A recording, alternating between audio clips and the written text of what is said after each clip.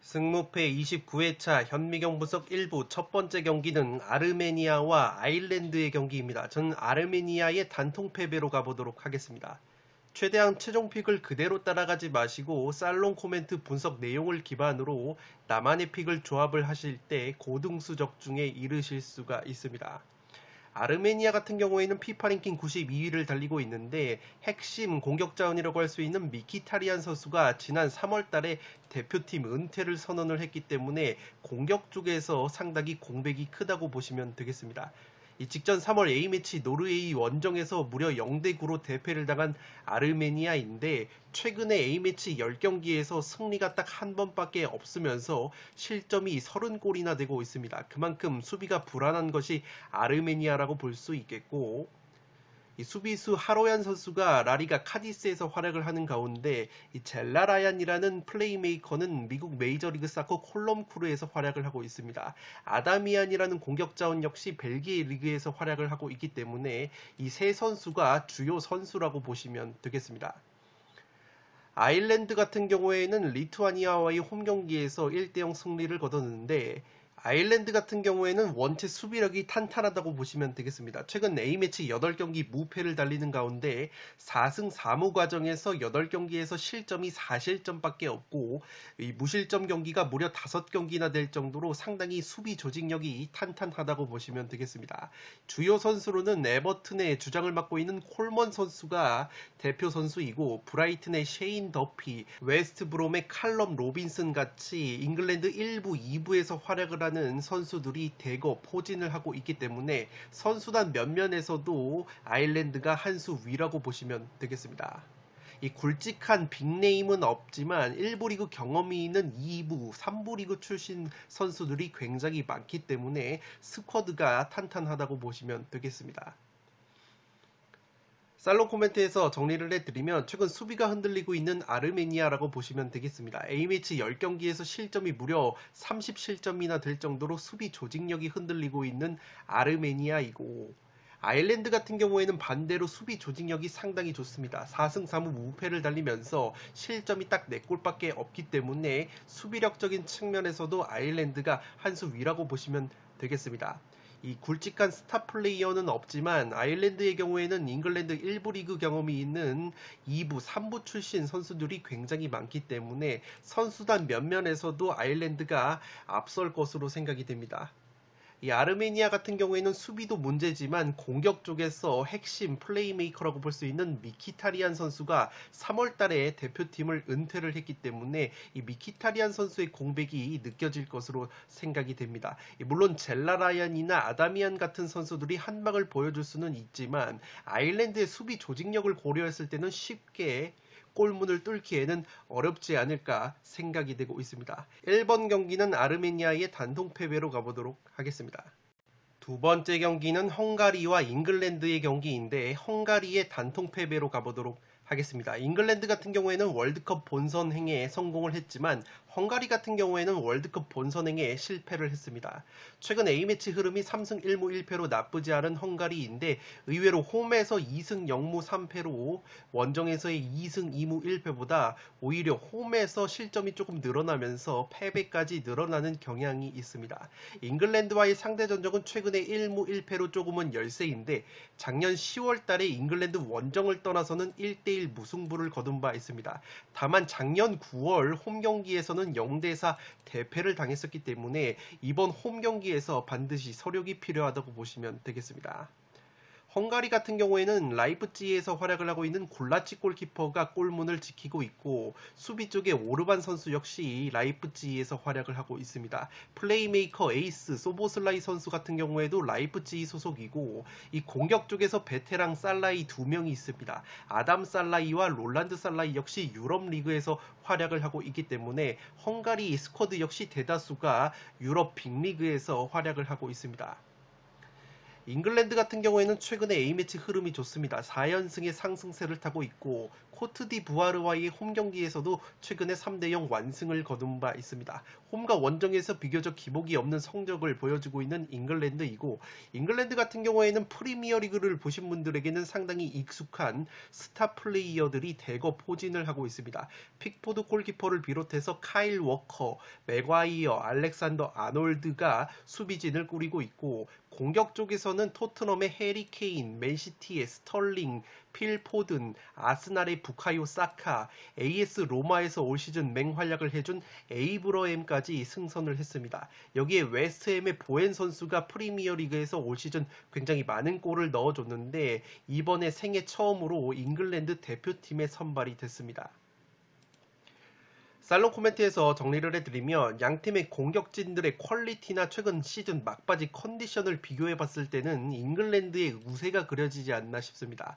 먼저 헝가리의 경우에는 롤란드 살라이와 아담 살라이 두 명이 있다고 말씀을 드렸는데 이 34살의 베테랑 아담 살라이 같은 경우에는 후반기에 마인츠를 떠나서 바젤로 임대가 됐는데 임대 직후에는 6경기 4골로 준수한 활약을 보여줬지만 3월 말부터 A매치 2경기를 포함해서 총 8경기째 골맛을 보지 못하고 있기 때문에 이 골감각이 조금은 떨어져 있습니다. 여기에 헝가리의 에이스 플레이메이커인 소보슬라이 같은 경우에는 올 시즌 라이프치히에서 6개의 득점과 8개의 도움을 올려줬지만 이 교체로 출전한 시간이 많았고 시즌 막바지에는 8경기 무득점에 그치면서 역시나 핵심 공격자원들의 컨디션이 그렇게까지 좋지 못한 것이 헝가리라고 보시면 되겠습니다. 반면에 잉글랜드의 경우에는 토트넘의 해리 케인이 막판 5경기에서 이 5골 1도움으로 맹활약을 했고 맨시티의 스털링 역시 3경기에서 3골 2도움으로 맹활약을 하는 등 핵심 공격자원들의 컨디션이 헝가리보다 훨씬 좋다고 보시면 되겠습니다. 잉글랜드가 직전 홈 경기에서는 헝가리에게 1대1 무승부로 덜미가 잡힌 바 있지만 오히려 헝가리 원정에서는 4대0 대승을 거뒀던 좋은 기억이 있기 때문에 이번 헝가리 원정에서도 충분히 승리를 노릴 만한 매치라고 생각이 됩니다. 이 헝가리의 경우에는 경기를 보신 분들은 아시겠지만 열렬한 홈팬들의 응원이 있는데 오히려 실점이 근소하게 늘어나는 것이 헝가리가 이 홈에서 선제 실점을 할 경우에는 공수 밸런스가 상당히 쉽게 깨지는 경향이 있습니다. 실제 최근 홈에서 A매치 2승 2무 4패로 원정에서의 성적보다 홈에서 성적이 좋지 못한 헝가리이기 때문에 충분히 잉글랜드가 원정에서도 승리를 가져갈 만한 전력이지 않을까 싶습니다. 이번 경기는 헝가리의 단통 패배로 가보도록 하겠습니다. 세 번째 경기는 핀란드와 보스니아의 경기인데 승무 투폴로 가보도록 하겠습니다. 이 핀란드와 보스니아 같은 경우에는 피파 랭킹이 57위, 59위이기 때문에 상당히 팽팽한 체급이라고 보시면 되겠는데 그래도 상대 전적면에서 핀란드가 보스니아를 상대로 최근에 2승 1무 1패 우위를 점하고 있습니다. 지난 11월달 보스니아 원정에서는 깜짝 3대1 완승을 거뒀던 핀란드이기 때문에 자신감 자체는 핀란드가 한 수 위라고 생각을 하고 있습니다. 홈 경기에서 최근에 의외로 좋지 못한 성적을 보여주고 있는 핀란드이기 때문에 홈팬들 앞에서 서력이 필요한 핀란드이고 이 핵심 멤버로는 흐라데츠키라는 골키퍼가 레버쿠젠에서 활약을 하고 있습니다. 테무 푸키라고 노리치 시티의 에이스 공격수가 맹활약을 해주고 있기 때문에 프리미어리그를 보신 분들은 상당히 익숙한 푸키 선수라고 보시면 되겠습니다. 여기에 우리나라 K리그 수원FC에서 활약을 하고 있는 미실라 역시 핀란드 대표팀이라고 보시면 되겠고 미국 메이저리그 사커 미네소타에서 활약을 하고 있는 로빈 로드 선수가 올 시즌 좋은 활약을 보여주고 있기 때문에 이 공수에 걸쳐서 은근히 다부진 선수가 상당히 많다고 보시면 되겠습니다. 에이스 공격수 푸키 선수가 최근에 보스니아를 상대로 2경기에서 2골 1도움으로 좋은 활약을 보여주고 있기 때문에 이 푸키 선수의 활약이 기대가 되고 있습니다. 지난 11월 맞대결에서 3대1 완승을 거뒀다고 말씀을 드렸는데 당시에 핀란드가 한 명이 퇴장을 당했음에도 불구하고 수적 열세 속에서 2골을 추가적으로 넣으면서 3대1로 승리를 거둔 바 있습니다. 다만 최근에 A매치 3경기 1무 2패 하락세에 빠져 있기 때문에 이 분위기 반전이 시급한 핀란드이고 이 보스니아 헤르츠고비나 역시 최근에 4연패 뒤에 그래도 룩셈부르크를 잡아내면서 분위기 반전에는 성공을 했지만 확실히 최근에 전체적인 분위기가 상당히 다운되어 있다고 보시면 되겠습니다. 그래도 원정에서 비교적 1승 2무 1패로 준수한 성적을 보여주고 있는 보스니아이고, 보스니아 역시 콜라시나츠가 마르세유에서 활약을 하고 있는 가운데 이 바르셀로나에서도 활약을 했었던 피아니치라는 미드필더가 베식타스에서 활약을 하고 있습니다. AC 밀란에서 올 시즌 세리에 A 우승을 차지한 크루니치 역시 백업 자원으로 AC 밀란에서 활약을 해주고 있고, 세리에 준우승을 차지한 인테르의 공격수 에딘 제코 역시 적지 않은 나이이지만 여전히 보스니아의 핵심 공격수로 활약을 하고 있습니다. 작년 두 차례 핀란드 맞대결에서 기대 득점값은 핀란드보다 높았지만 골 결정력에서 아쉬움이 있었는데, 특히 제코 선수가 결정한 경기에서는 핀란드를 상대로 승리가 없었던 보스니아이기 때문에 이번에 제코 선수가 출전이 가능하다면 충분히 보스니아가 무승부 정도는 거둘 만한 저력을 보여주지 않을까 생각을 하고 있습니다. 살롱 코멘트에서 정리를 해드리면 이 경기는 팽팽한 무승부 구미가 가장 당기지 않나 싶습니다. 피파 랭킹적인 측면에서도 알 수 있듯이 양팀 체급이 거의 비슷한 느낌이 있습니다. 최근 맞대결에서 핀란드가 근소한 우위를 보이고 있는데, 보스니아가 경기는 주도하지만 핀란드가 효율적인 선수비 후 역습으로 재미를 보는 그림이 상당히 많았습니다.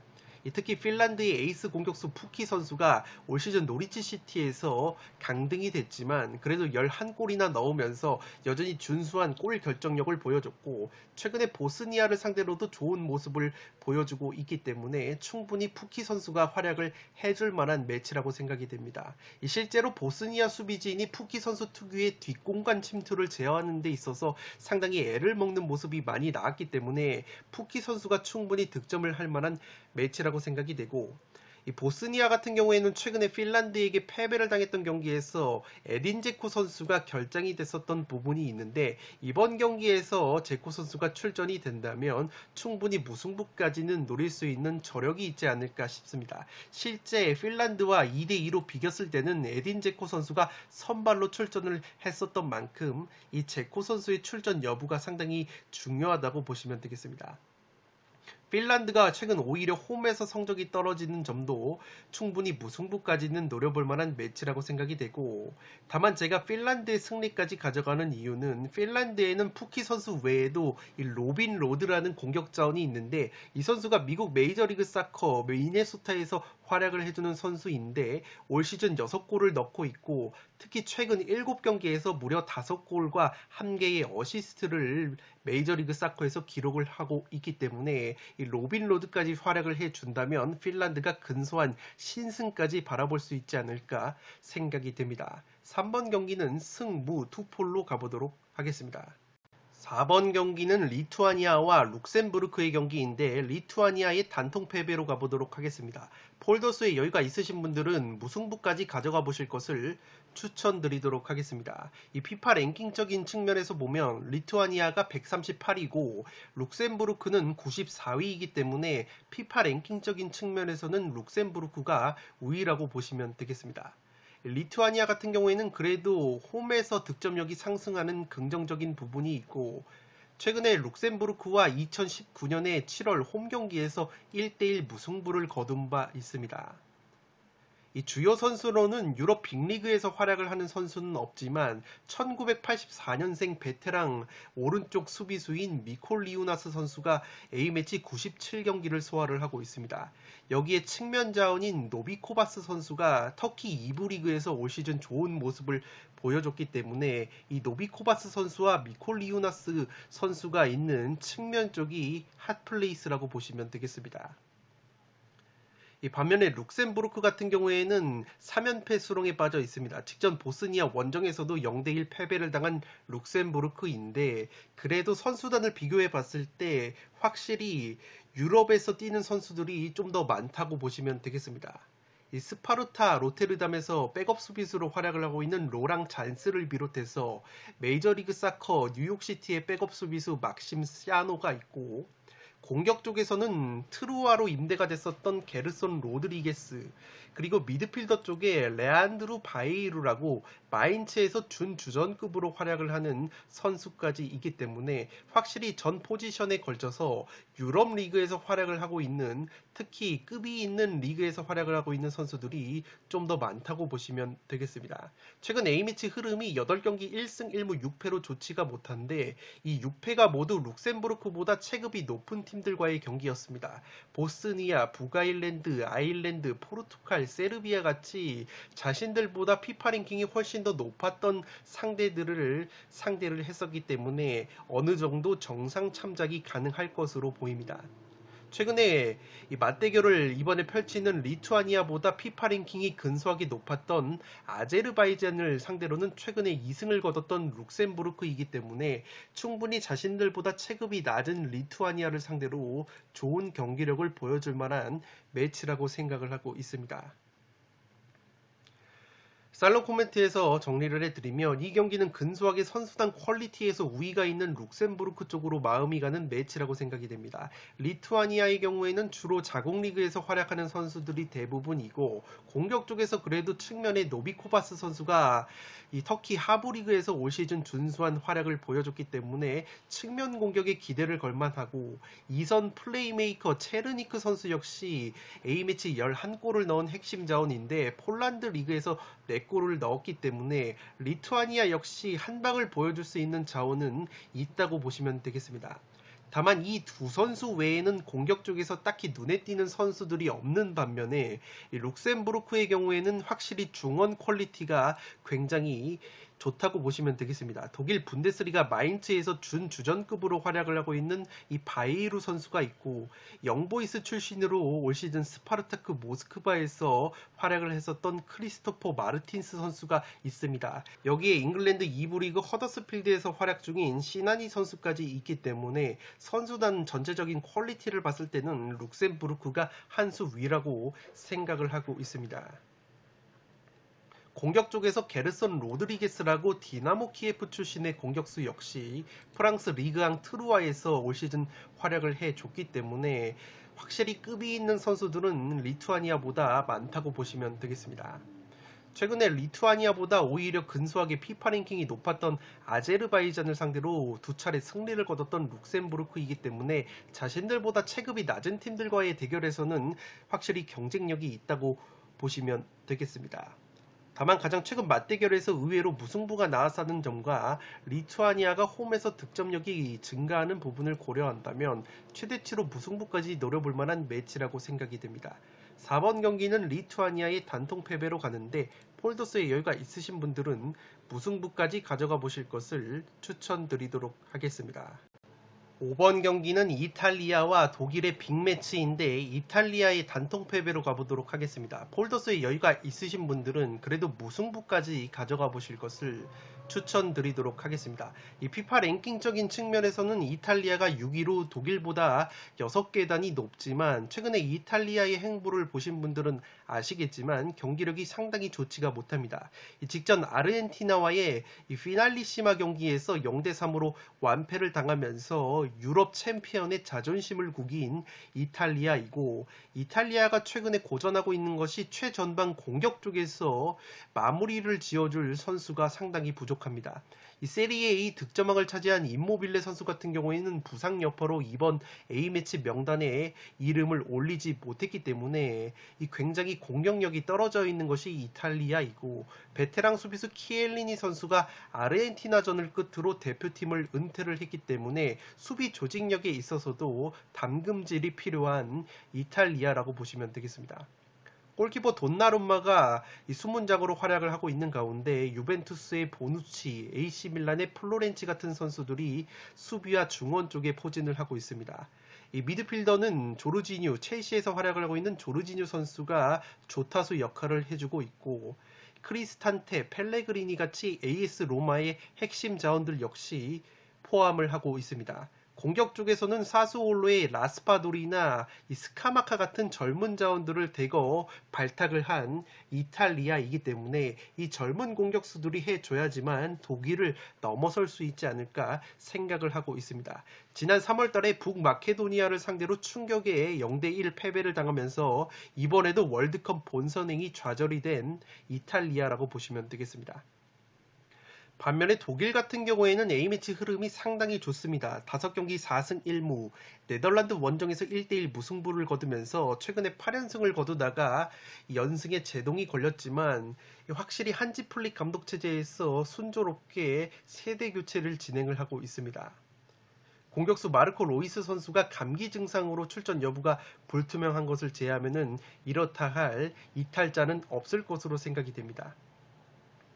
양팀 맞대결에서 최근에 2연속 무승부가 나오고 있기 때문에 폴더스에 여유가 있으신 분들은 이 무승부까지 추천을 드리는데, 그래도 선수단 명단을 보시면 공격 쪽에서 이탈리아보다 날카로운 움직임을 가져갈 수 있는 자원이 많습니다. 첼시의 하베르츠나 베르너 같이 이 첼시에서 호흡을 맞추고 있는 공격수들이 있고, 이 토마스 뮬러, 그나브리 같은 바이에른 뮌헨의 핵심 공격 자원들 역시 대표팀 명단에 포함이 됐습니다.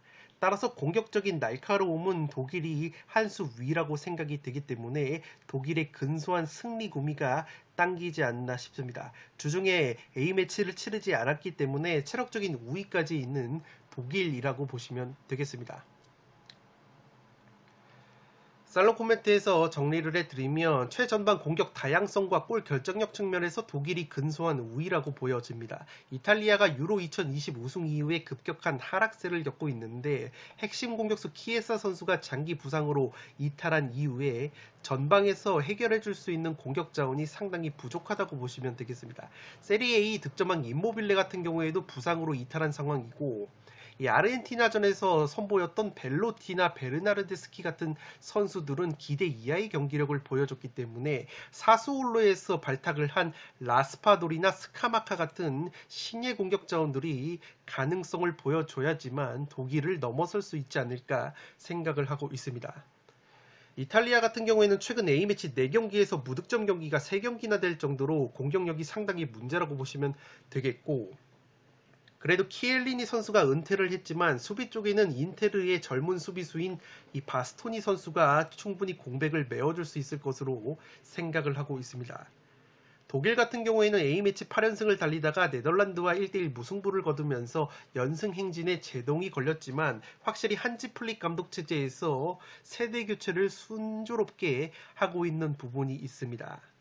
젊은 공격수 아데이미까지 발탁을 한 독일의 공격 자원이고, 이 하베르츠, 티모 베르너, 그나브리, 토마스 밀러, 르로이 사네 같이 날카로움을 보여줄 수 있는 공격 자원이 이탈리아보다는 조금 많아 보이는 것이 사실입니다.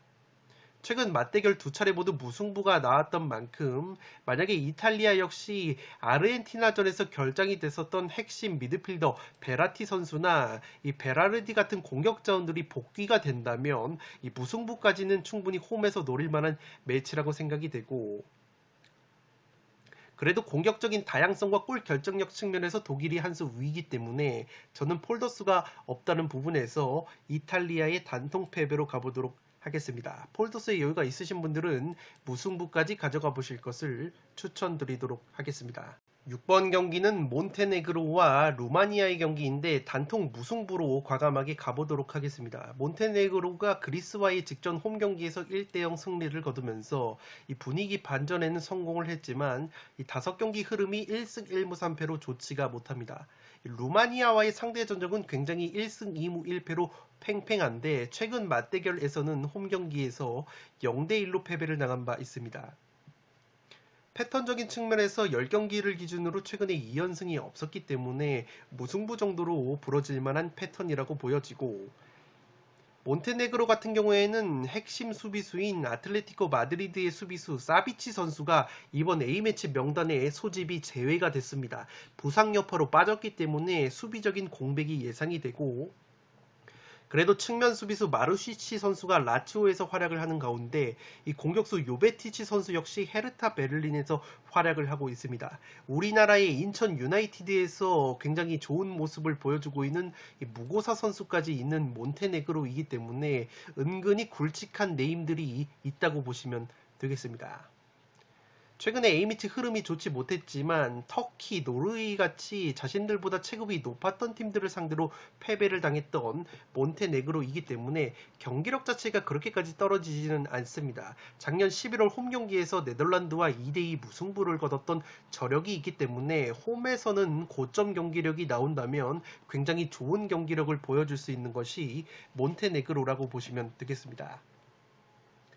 루마니아 같은 경우에도 은근히 다부진 선수들이 많은데 5경기 2승 2무 1패에 굉장히 준수한 A매치 흐름을 보여주고 있습니다. 홈과 원정에서 기복이 없는 것이 특징이고 이 주요 선수 명단으로는 사수올로에서 백업으로 활약을 하고 있는 키리케슈라는 수비수가 있고 칼리아리의 미드필더 라즈반 마린 선수가 있습니다.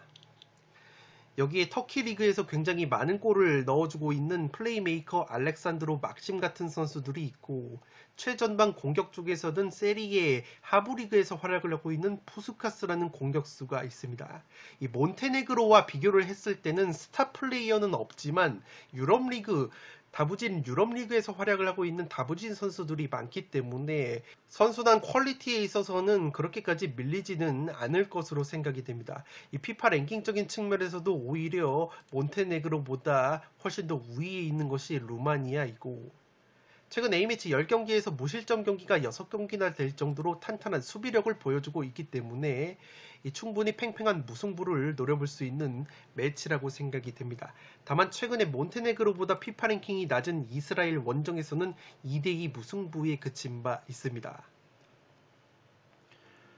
살롱 코멘트에서 정리를 해드리면 이 경기는 굉장히 팽팽한 전력과 양상이 그려지는 매치라고 생각이 됩니다. 몬테네그로의 경우에는 수비와 공격 쪽에서 빅리그에서 뛰는 이 스타 플레이어들이 있는데 핵심 수비수인 아틀레티코 마드리드의 사비치 선수가 이번 A매치 명단에 이름을 올리지 못했기 때문에 수비 쪽에 공백이 예상이 되는 몬테네그로라고 보시면 되겠습니다. 다만 몬테네그로가 최전방 공격 마무리에 있어서는 이 요베티치라는 걸출한 공격수가 있기 때문에 A매치 31골이나 넣어주고 있는 이 요베티치 선수가 활약을 해준다면 골 결정력적인 측면에서는 우위를 가져갈 수 있지 않을까 싶습니다. 다만 이 요베티치 선수가 분데스리가에서 최근에 4월달에 부상을 당하고 한 달간 결장을 하다가 시즌 막판에 3경기를 소화한 것이 전부이기 때문에 이 요베티치 선수의 컨디션이 그렇게까지 좋은 편은 아니라고 보시면 되겠습니다. 반면에 루마니아 같은 경우에는 완전한 빅리그에서 뛰는 선수들은 없지만 다수의 유럽리그에서 다부진 선수들이 많기 때문에 선수단 퀄리티는 전혀 밀리지 않을 것으로 생각이 됩니다. 특히 중원 쪽에서 알렉산드로 막심이나 이 라즈반 마린 같은 번뜩이는 한방을 보여줄 수 있는 자원이 몬테네그로보다 많기 때문에 팽팽한 전력이 예상이 됩니다. 어느 한쪽으로 기우는 매치는 아니라고 생각이 되기 때문에 이 무승부를 베이스로 조율할 만한 매치라고 생각이 되고 몬테네그로 수비수 사비치의 부재와 루마니아의 피파 랭킹의 우위 그리고 전력 누수가 없는 점을 고려하면 이 루마니아의 근소한 우위도 그려지지만 이 몬테네그로의 최전방 공격 퀄리티를 고려하면 몬테네그로 사이드도 충분히 노려볼 만한 매치라고 생각이 됩니다. 따라서 폴더스의 여유가 있다면 승무패로 지어볼 만한 매치이지만 이 폴더스의 여유가 없으시다면 단통 무승부가 합리적이지 않을까 생각을 하고 있습니다. 6번 경기는 단통 무승부로 가보도록 하겠습니다. 1부 마지막 경기는 7번 경기로 들어온 키프로스와 북아일랜드의 경기입니다. 저는 무패로 가면서 2변까지 한번 노려보도록 하겠습니다. 이 피파 랭킹적인 측면에서는 키프로스가 105위이고 북아일랜드가 54위이기 때문에 거의 2배가량 차이가 나는 부분에서 북아일랜드가 체급이 더 높다고 보시면 되겠습니다. 키프로스 같은 경우에는 주중에 펼쳐진 코소보와의 홈경기에서 0대2로 패배를 당했습니다. 그래도 홈경기에서는 근소하게 성적과 공격력이 상승하는 부분이 있고 이 북아일랜드와의 최근 상대 전적은 없기 때문에 거의 첫 맞대결이라고 보시면 되겠습니다. 주요 선수로는 수비수 콘스탄티노스 라이피스 선수가 벨기에 리그에서 활약을 해주고 있고 그렇게까지 유럽 빅리그에서 활약을 하는 선수는 없다고 보시면 되겠습니다. 이 자신들보다 피파 랭킹 체급이 높은 팀들을 상대로는 최근에 전패를 당하고 있는 키프로스이기 때문에 이변이 나온다면 최대치는 무승부가 한계라고 생각이 됩니다. 북아일랜드 같은 경우에도 주중에 펼쳐진 그리스와의 홈 경기에서 0대1로 패배를 당했습니다. 홈과 원정 성적을 비교해 봤을 때 오히려 원정에서는 공격력이 상승이 되면서 조금은 빠꾸 없는 운영을 하고 있는 것이 북아일랜드라고 보시면 되겠습니다. 주요 선수는 이 번리에서 활약을 하고 있는 골키퍼 피콕 파렐이 수문작으로 활약을 하고 있습니다. 레스터 시티의 베테랑 수비수 에반스가 수비 중심을 잡아주고 있고, 아스날에서 미럴로 임대가 된 젊은 수비 자원인 이 데니얼 발라드 같이 확실히 젊은 자원들과 신구 조화가 이루어져 있는 것이 북아일랜드라고 보시면 되겠습니다. 스코틀랜드와 잉글랜드 하부리그 선수들이 많기 때문에 그래도 선수단의 퀄리티를 비교해 봤을 때는 키프로스보다는 북아일랜드가 한 수 위라고 생각을 하고 있습니다. 다만 주요 선수들 연령이 30대 이상인 선수들이 꽤 있기 때문에 체력적인 부분에 있어서는 물음표가 붙을 수 있는 북아일랜드라고 보시면 되겠습니다. 살롱 코멘트에서 정리를 해드리면 이 경기는 최근 면에서 북아일랜드의 승리가 유력해 보이지만 변수는 있어 보이는 매치라고 생각이 됩니다. 북아일랜드가 수비와 중원 쪽에서 조니 에반스, 스티븐 데이비스 같이 프리미어리그와 스코틀랜드 리그 선수들이 있기 때문에 이 선수단 전체적인 퀄리티에서 우위가 있지만 이 수비와 중원 쪽에 비해서 최전방 공격이 상당히 부실한 북아일랜드라고 보시면 되겠습니다. 이 마제니스, 레이버리 같은 공격 자원들이 공격을 책임지고 있는 북아일랜드인데 이 선수들이 잉글랜드 2부, 3부 리그에서 활약을 하는 선수들인데 리그 톱급의 공격력을 보유한 선수들은 아니기 때문에 득점력이 굉장히 부실한 북아일랜드라고 보시면 되겠습니다. 최근 A매치 5경기 기준으로 이 룩셈부르크 원정에서 3골을 넣은 것을 제외하면은 북아일랜드가 4경기에서 득점이 1골밖에 없을 정도로 득점력이 조금은 기대 이하라고 보시면 되겠습니다. 물론 그 상대들이 그리스, 헝가리, 이탈리아 같이 강팀들을 상대로 무득점을 한 것이긴 해도 확실히 공격 쪽에서 무게감이 떨어지는 북아일랜드이기 때문에 이변이 나온다면 무승부 정도의 이변이 노려볼 만한 매치라고 생각이 됩니다. 반면에 키프로스 같은 경우에는 직전 코소보와의 평가전에서 무기력하게 0대2로 패배를 당했는데 이 코소보의 경우에는 키프로스와 피파 랭킹은 비슷하지만 선수단 면면을 살펴보면 이 빅리그에서 활약을 하는 선수들이 코소보가 상당히 많기 때문에 오히려 직전에 키프로스를 꺾은 코소보가 북아일랜드보다 공격진을 비교해 봤을 때 코소보의 공격진이 좀 더 날카로운 면모가 있어 보이기 때문에 이 북아일랜드가 피파 랭킹만 믿고 덤벼들다가는 오히려 키프로스의 수비를 뚫는데 애를 먹을 수도 있는 매치가 되지 않을까 생각을 하고 있습니다. 기본적으로 수비 조직력이 괜찮은 북아일랜드이고 키프로스와의 체급을 고려하면 북아일랜드의 승리가 유력하지만 북아일랜드의 상대적으로 떨어지는 최전방 공격의 무게감과 키프로스의 홈발을 고려하면 최대치는 무승부 정도로 이변을 노려볼 수 있는 매치가 되지 않을까 싶습니다. 7번 경기는 무패, 투폴로 가면서 이변을 노려보도록 하겠습니다. 네, 이것으로 6억 1천만 원이 이월된 승무패 29회차 현미경분석 1부를 모두 마치도록 하겠습니다. 저는 연이어서 2부를 촬영을 해서 구독자 여러분들의 흐름이 끊기지 않도록 업로드를 해드리겠습니다. 끝으로 영상이 도움이 되신 분들은 좋아요와 구독 버튼을 눌러주시면 풋볼살롱 채널에 크나큰 힘이 됩니다. 구독 버튼 옆에 종 모양의 알림 설정을 해주시면 그 누구보다 빠르게 양질의 축구 승무패 프로토 관련 분석 콘텐츠를 만나보실 수 있습니다. 지금까지 풋볼살롱이었습니다. 감사합니다.